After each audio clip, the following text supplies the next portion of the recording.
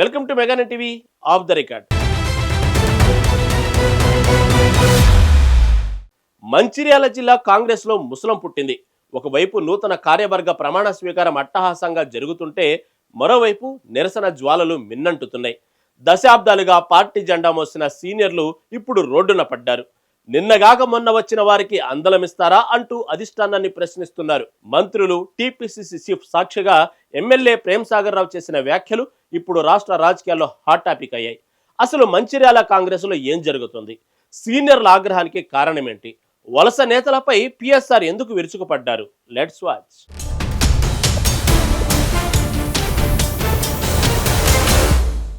మంచిర్యాల గడ్డపై కాంగ్రెస్ రాజకీయం ఒక్కసారిగా వేడెక్కింది. మంత్రులు, పీసీసీ చీఫ్ సమక్షంలో కొత్త కార్యవర్గం కొలువుదీరిన వేళ బెల్లంపల్లి, మంచిర్యాల, చెన్నూరు నియోజకవర్గాల్లో అసమ్మతి సెగలు భగ్గుమన్నాయి. 30 ఏళ్లుగా పార్టీ కోసం రక్తం చిందించిన తమను పక్కన పెట్టడంపై సీనియర్ నేతలు తీవ్ర ఆవేదన వ్యక్తం చేస్తున్నారు. ముఖ్యంగా 3 ఏళ్ల అనుభవం లేని వారికి, నిన్నటి వరకు పార్టీ ఓటమికి పనిచేసిన వారికి జిల్లా పదవుల్లో అందలం ఎక్కించటంపై క్యాడర్ మండిపడుతోంది.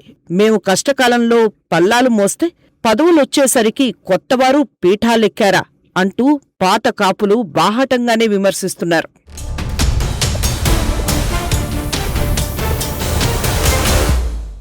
జిల్లా కాంగ్రెస్ నూతన కార్యవర్గ ప్రమాణ ఎమ్మెల్యే ప్రేమ్ సాగర్ రావు సొంత పార్టీలోని వలస నేతలపై నిప్పులు చెరిగారు. టీపీసీసీ అధ్యక్షుడు మహేష్ కుమార్ గౌడ్, మంత్రులు జూపల్లి కృష్ణారావు, వివేక్ వెంకటస్వామి సమక్షంలోనే ఆయన చేసిన హాట్ కామెంట్స్ ఇప్పుడు కలకలం రేపుతున్నాయి.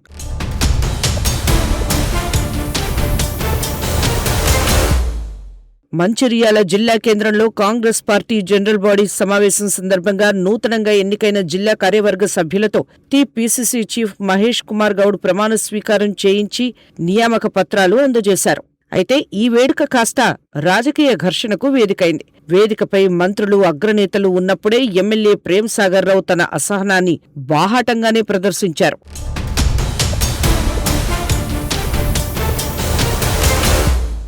పార్టీ కోసం ఏళ్ల తరబడి జెండా మోసిన కరుడుగట్టిన కార్యకర్తలకు గుర్తింపు లేకపోతే భవిష్యత్తులో ప్రభుత్వం మళ్లీ అధికారంలోకి రావడం కష్టమని పిఎస్ఆర్ హెచ్చరించారు. ముఖ్యంగా ఇతర పార్టీల నుంచి అధికారం కోసం వచ్చిన వలస నేతల పెత్తనాన్ని తాము సహించబోమని కుండబద్దలు కొట్టారు. నిన్నగాక మొన్న పదవుల కోసం పక్క పార్టీ నుంచి వచ్చిన వారు ఇక్కడ పెత్తనం చేస్తామంటే కుదరదు అని ఆయన స్పష్టం చేశారు. కాంగ్రెస్ సీనియర్ నేతలు పక్కకు తప్పుకుంటే పరిస్థితి ఎలా ఉంటుందో మొన్నటి ఎన్నికల్లోనే చూశామని గుర్తు చేస్తూ ఒక పూట తిండి తిని పార్టీ జెండా మోసిన కష్టజీవులకే నామినేటెడ్ పోస్టుల్లో ప్రాధాన్యత ఇవ్వాలని డిమాండ్ చేశారు.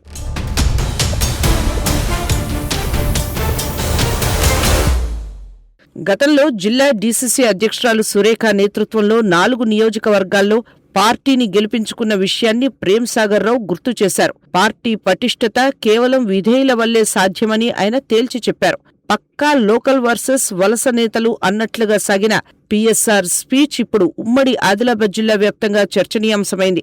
ఎమ్మెల్యే ప్రేమ్ సాగర్ రావు ఇంత ఓపెన్ గా మంత్రుల ముందే అసహనం వ్యక్తం చేయటం వెనుక ఉన్న ప్రధాన కారణమేంటి?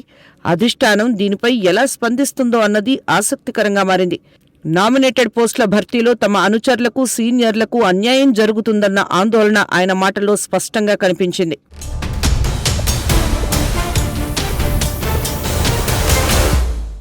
మంచిర్యాల కాంగ్రెస్ లో వర్గపోరు మరోసారి బహిర్గతమైంది. ముఖ్యంగా నామినేటెడ్ పోస్టుల భర్తీ విషయంలో పాత కాంగ్రెస్ కార్యకర్తలకు అన్యాయం జరుగుతుందన్నది పిఎస్ఆర్ ప్రధాన ఆరోపణ. టీపీసీసీ ప్రెసిడెంట్ ముందే ఆయన ఈ వ్యాఖ్యలు చేయడం ద్వారా వలస నేతల దూకుడుకు బ్రేకులు వేయాలని పరోక్షంగా హెచ్చరించారు.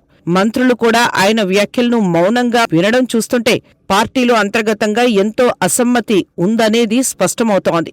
అధికారం రాగానే ఇతర పార్టీల నుంచి వచ్చిన వారు కీలకంగా మారుతుండడం, ఏళ్ల తరబడి కష్టపడిన వారు మూలన పడటం జిల్లాలో పెద్ద దుమారాన్నే రేపుతోంది.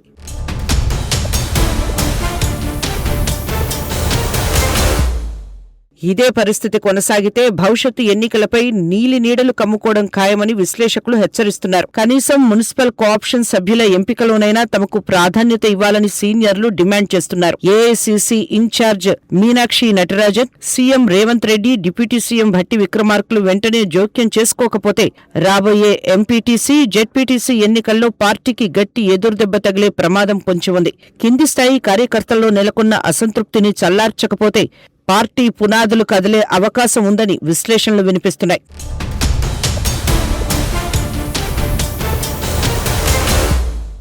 మంచిర్యాల జిల్లా కాంగ్రెస్లో అంతర్గత కుమ్ములాటలు పతాక స్థాయికి చేరాయి.